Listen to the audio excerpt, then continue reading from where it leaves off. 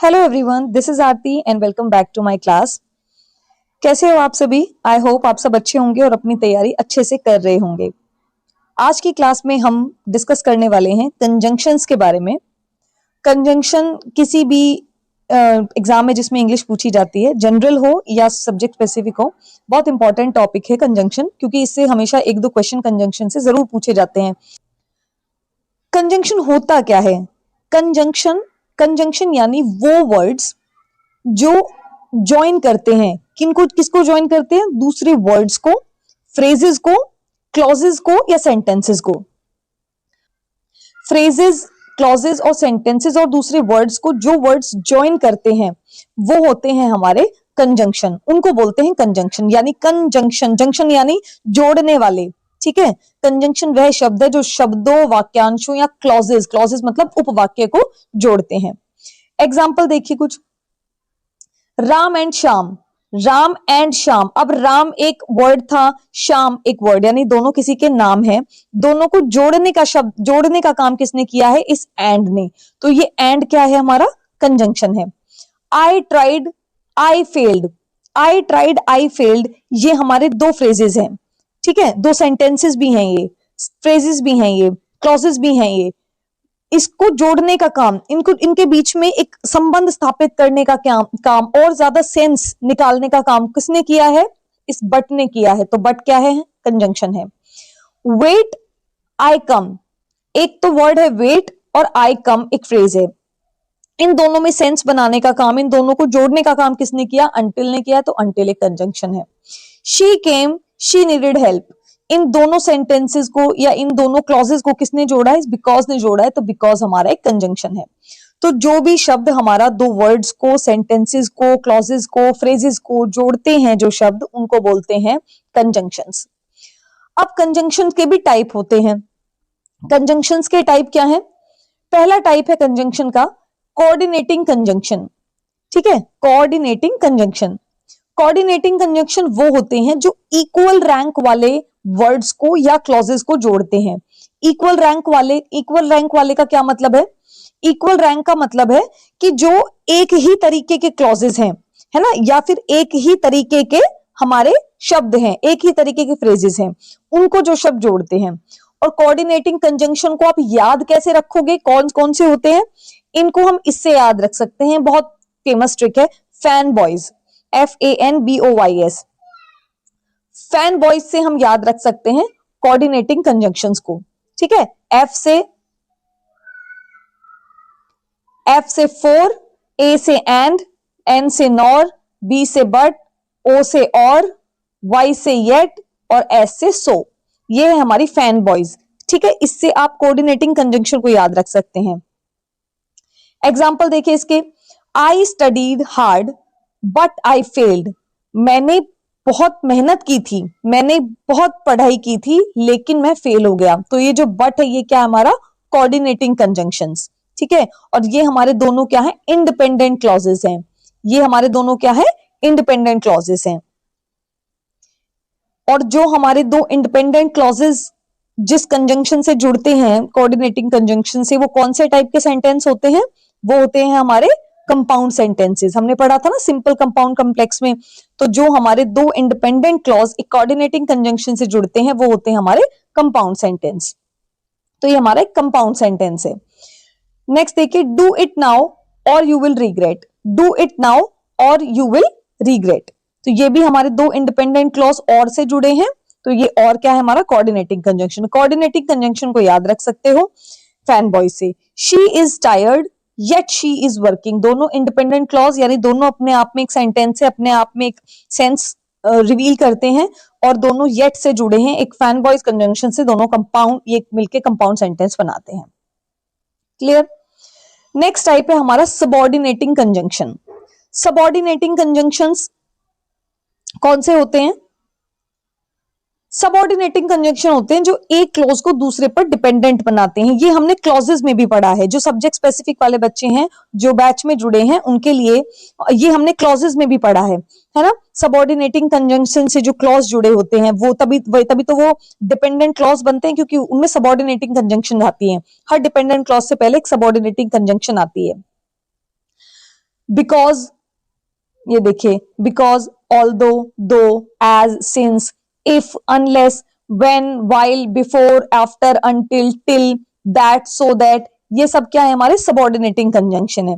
ठीक है, all these are subordinating conjunction जो एक क्लॉज को दूसरे पर डिपेंडेंट बनाते हैं, यानी एक इंडिपेंडेंट क्लॉज होता है और एक डिपेंडेंट क्लॉज होता है जो एक सबऑर्डिनेटिंग कंजंक्शन से जुड़े होते हैं।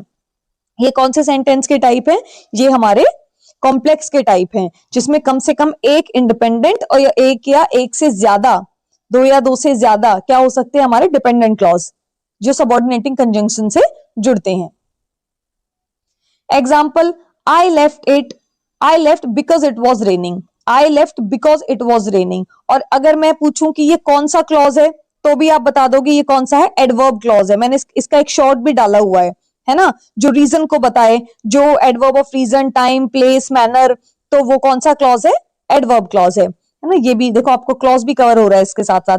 Although he is poor, he is honest. अब ये जो ऑल्दो आ रहा है, ये इसको क्या बनाता है? हमारा डिपेंडेंट क्लॉज बनाता है, क्योंकि ऑल्दो ही इज पुअर तो क्या, और ये हमारा इंडिपेंडेंट क्लॉज है, ही इज ऑनेस्ट, तो ऑल्दो एक सबऑर्डिनेटिंग कंजंक्शन है। Wait until I return, wait until, कब तक वेट? अंटिल आई रिटर्न, जब तक मैं आ ना जाऊं। ठीक है, सो ये अंटिल हमारा सबऑर्डिनेटिंग कंजंक्शन है।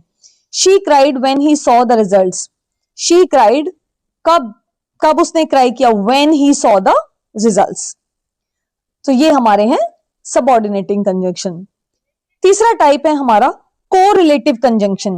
कोरिलेटिव कंजंक्शन जो हमारे हमेशा पेयर्स में आते हैं, आपने सुना होगा नाइदर नॉर, ईदर और, है ना, बोथ एंड, नॉट ओनली। एक ही सेंटेंस में दोनों कंजंक्शंस यूज होते हैं। जैसे इसके एग्जांपल देखिए, पहले मैं और बता देती हूँ आपको। Not only, but also, whether और, ये सब ये पेयर्स में यूज होते हैं हमेशा। इस एक ही सेंटेंस में, यानी दोनों कंजंक्शंस यूज होंगे।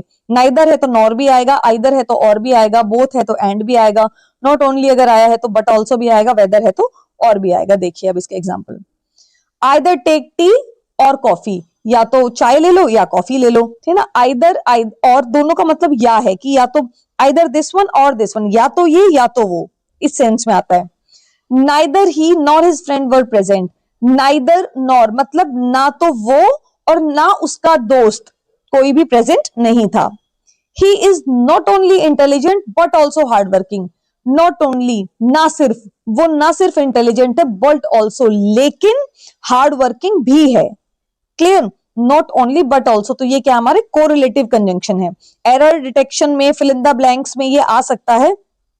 ठीक है, एरर स्पॉटिंग में ये आते हैं ये कंजंक्शंस। अब इसके कुछ रूल्स हैं। पहला रूल देखिए, नाइदर और नॉर सिंगुलर वर्ब के साथ यूज होगा। जैसे neither Ram nor Shyam is coming, तो ये दोनों सिंगुलर हैं, तो इनके साथ यूज होगा। नियरेस्ट सब्जेक्ट रूल भी चल सकता है, यानी जो सब्जेक्ट के जो नियरेस्ट होता है उसमें हम इसको यूज करते हैं। क्लियर, ये हमने सब्जेक्ट वर्ब एग्रीमेंट में भी पढ़ा है। नेक्स्ट देखिए, आइदर और भी सिंगुलर वर्ब के साथ यूज होगा। जैसे आइदर ही और आई एम रिस्पॉन्सिबल, ठीक है, आइदर ही और, अब ये भी हमारा किसके साथ? सिंगुलर वर्ब के साथ यूज हुआ, ये इनकी पहचान है। ऑल्दो, दो, येट और बट, ये हमारा ऑल्दो के बाद कभी बट नहीं आता। ठीक है, ऑल्दो अगर लग गया तो बट कभी नहीं आएगा। जैसे सेंटेंस है, although he tried hard he failed, यही आएगा, ये नहीं आएगा although he tried hard but he failed. Although he tried hard he failed, उसने मेहनत बहुत की थी जबकि, लेकिन फेल हो गया, लेकिन नहीं आएगा। He tried hard yet he failed, अब अगर ऑल्दो नहीं आया है तो येट आ जाएगा। जैसे ही, उसने कोशिश की थी फिर भी फेल हो गया, येट फिर भी फेल हो गया। क्लियर। नेक्स्ट देखिए, रूल 4 है बिकॉज वर्सेस सो का। एक ही सेंटेंस में हमारा बिकॉज और सो एक साथ नहीं आते। अगर बिकॉज आ गया है तो सो नहीं आएगा। जैसे देखिए, because he was tired so he slept, ये सेंटेंस हमारा गलत है, क्योंकि इसमें हमारा बिकॉज भी है और सो भी है। क्लियर, ये देखिए, because he was tired he slept, अगर आप बिकॉज यूज कर रहे हो तो फिर सिर्फ ही स्लेप्ट आ जाएगा, क्योंकि वो थका हुआ था वो सो गया। बिकॉज और सो एक साथ नहीं आएगा, ये आपको एरर डिटेक्शन में ध्यान रखना है। ठीक है, ये वाला सेंटेंस हमारा गलत है। Because he was tired he slept, या he was tired so he slept, अगर बिकॉज नहीं लगाया तो फिर सो लगा सकते हो, ठीक है। नेक्स्ट देखिए अनटिल और टिल, वो नेगेटिव सेंस बनाते हैं। अनटिल टिल के साथ नॉट कभी नहीं आता क्योंकि वो ऑलरेडी नेगेटिव सेंस में यूज होते हैं, तो उनके साथ नॉट लगाने की जरूरत नहीं है और ये गलत है।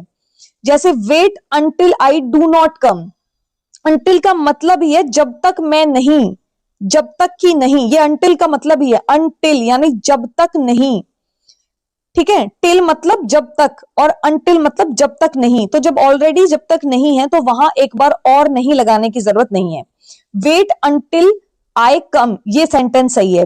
वेट अंटिल आई कम, रुको जब तक मैं नहीं आता, until I come. Wait until I do not come, ये तो वेट जब तक नहीं आता तब तक मैं नहीं आता, तब तक नहीं रुको, ये this doesn't make any sense, ठीक है। नेक्स्ट रूल देखिए सिंस और जो रीजन और टाइम के लिए लगता है, जो हमारा सिंस है, क्योंकि टेंस में भी हमने पढ़ा था जब एक पॉइंट ऑफ टाइम से बात हो रही हो, जैसे सिंस 1970, सिंस 1996, ऐसे जब बात होती है तो सिंस लगता है। फॉर एक पीरियड ऑफ टाइम के लिए लगता है, ये भी हमने बात की थी, और रीजन के लिए भी सिंस लगता है। जैसे दो एग्जाम्पल है टाइम का, ये एग्जाम्पल है आई लिव्ड हियर सिंस 2010, मैं 2010 से यहां रह रहा हूं। And since he was ill he didn't come, ये रीजन है, क्योंकि वो बीमार था वो नहीं आया। सिंस का भी सिंस होता है एक रीजन के लिए, यानी कोई कारण दिया जा रहा है, ठीक है। सिंस ही वॉज इल, जैसे कि वो बीमार था वो नहीं आया। नेक्स्ट देखिए that joins a noun clause, ये तो हमने क्लॉजेस में भी पढ़ा था कि दैट जिस सेंटेंस में आ रहा है, जो दैट का जवाब दे रहा है, तो वो एक नाउन क्लॉज होगा, क्योंकि नाउन क्लॉज को दैट जोड़ता है। जैसे I know that he is honest, और नाउन क्लॉज का पता कैसे लगाएंगे, इसकी क्या ट्रिक बताई थी, I know that he is honest, यानी आई नो दैट, क्या पता है तुम्हें या क्या नहीं पता है तुम्हें, तो जो क्या का जवाब दे वो हमारा नाउन क्लॉज होता है। I know that he is honest, तो दैट हमेशा नाउन क्लॉज को जोड़ेगा, ये भी हमें रूल में पता रखना है, याद रखना है। अब देखो कुछ इंपॉर्टेंट कंजंक्शन के एग्जाम्पल हैं, जैसे बिकॉज हमेशा रीजन के लिए आता है, सिंस रीजन और टाइम दोनों के लिए आता है। बिकॉज और सो एक साथ यूज नहीं करना है, अगर बिकॉज है तो सो नहीं आएगा, सो है तो बिकॉज नहीं आएगा। एज रीजन के लिए आता है, सो दैट पर्पज के लिए आता है, इफ हमारा कंडीशन के लिए है और वो एडवर्ब में चला जाता है, एडवर्ब क्लॉज बना देता है। अनलेस एक नेगेटिव कंडीशन है, अनटिल और अनलेस दोनों, तो इसलिए वहां फिर नॉट यूज नहीं होगा। एरर डिटेक्शन में ध्यान रखना, अगर अनलेस या अनटिल है और फिर नॉट भी है तो वो सेंटेंस गलत है। वाइल कंट्रास्ट दिखाता है टाइम को या कंट्रास्ट को दिखाता है, ठीक है। वेयर एज भी कंट्रास्ट को दिखाता है, कंट्रास्ट यानी एक तरह से उल्टा, अपोजिट, बिल्कुल जमीन आसमान, इस तरीके का। ऑल्दो और दो भी कंट्रास्ट को दिखाता है। अंटिल और टिल एक टाइम लिमिट को दिखाता है कि until, wait until I come. Next देखिए बिफोर और आफ्टर सीक्वेंस ऑफ टाइम को दिखाता है, जैसे बिफोर लंच, आफ्टर लंच, ठीक है। जैसे I will come before lunch, I will come after lunch, तो ये हमारा सीक्वेंस ऑफ टाइम को दिखाता है। सो ये थी हमारी कंजंक्शन की क्लास। चलिए इसके ऊपर कुछ एमसीक्यूज कर लेते हैं जिससे हमारी क्लास पक्की हो जाएगी। He worked hard dash he failed, he worked hard, उसने मेहनत की, फेल हो गया। अब देखो इसमें लगा के देखो, हर कंजंक्शन लगा के देखो, आंसर आपको अपने आप मिलेगा। He worked hard because he failed, उसने मेहनत की क्योंकि वो फेल हो गया, वो फेल हो गया था इसलिए उसने मेहनत की थी, नहीं ये तो कोई सेंस ही नहीं बन रही है। He worked hard but he failed, उसने मेहनत की लेकिन वो फेल हो गया, ये इसको कंसिडर करते हैं। He worked hard so he failed, उसने मेहनत की इसलिए वो फेल हो गया। अच्छा मेहनत करते हैं इसलिए फेल हो जाते हैं? जी नहीं। He worked hard although he failed, although हमेशा ध्यान रखना कि ऑल्दो ज्यादातर स्टार्टिंग में आता है, और ही वर्कड हार्ड ऑल्दो जबकि वो फेल हो गया, नहीं। तो सबसे करेक्ट कौन सा अप्रोप्रिएट इसमें यही है, he worked hard but he failed, उसने मेहनत की लेकिन वो फेल हो गया। क्लियर? सो इसका आंसर है बी। नेक्स्ट देखिए he will not pass dash he works hard, he will not pass, एक एक लगा के देखते हैं। He will not pass if he works hard, वो पास नहीं होगा, इफ मतलब अगर, अगर वो मेहनत करेगा, तो अगर वो मेहनत करेगा तो पास नहीं होगा, ये तो बिल्कुल गलत है, wrong. He will not pass unless he works hard, वो पास नहीं होगा जब तक वो मेहनत नहीं करेगा, ये सही है। ऑल्दो मैंने बताया था ज्यादातर स्टार्टिंग में आता है। He will he will not pass, जबकि वो मेहनत नहीं करेगा कोई, सो ही वर्क्स हार्ड, ये तो नहीं बन रहा है सेंस। तो इसका करेक्ट सेंट हमारा बन रहा है कंजंक्शन अनलेस। ये हो गया, इसका आंसर है बी। बी का मतलब तब तक नहीं, इफ नॉट, अगर वो नहीं मेहनत करेगा। नेक्स्ट देखिए, dash he was ill he attended the class. इसका देखिए, क्योंकि वो बीमार था, ये तो सेंस नहीं बना रहा है हमारा। बिकॉज ही वॉज इल, क्योंकि वो बीमार था, नहीं। इफ ही वॉज इल, अगर वो बीमार था, तो ये तो बिल्कुल भी गलत है। अनलेस, जब तक वो बीमार था, नहीं। इसका आंसर करेक्ट हमारी साइंस क्या बना रहा है, ऑल्दो। ऑल्दो मैंने बताया था ज्यादातर स्टार्टिंग में ही आता है। ऑल्दो ही वॉज इल, जबकि वो बीमार था, ही अटेंडेड द क्लास, उसने क्लास अटेंड की। तो इसका करेक्ट आंसर है ए। नेक्स्ट देखिए, fourth, I stayed at home dash it was raining. I stayed at home if it was raining, नहीं। I stayed at home although नहीं आएगा। I stayed at home क्योंकि, because it was raining, ये सही है। I stayed, मैं घर पर रुका क्योंकि बारिश हो रही थी। नेक्स्ट देखिए, डैश टेक टी और कॉफी, ये तो हमें पता है आइदर और का केस है। Neither take tea nor coffee, नहीं, आइदर और का केस है, या तो क्या, या तो चाय ले लो या कॉफी ले लो। क्लियर। सो ये थी हमारी कंजंक्शन की क्लास।